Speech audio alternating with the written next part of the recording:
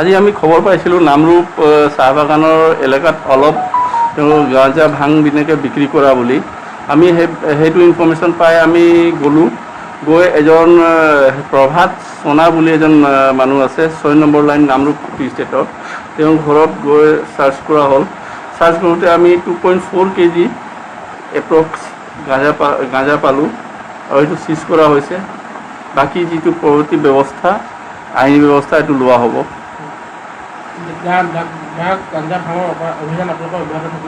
এইটো অব্যাহত থাকিব যেতিয়ালৈকে নিৰ্মূল কৰিব নোৱাৰোঁ, একেবাৰে সমাজৰ পৰা শেষ কৰিব নোৱাৰোঁ, আমাৰ এইটো অব্যাহত থাকিব।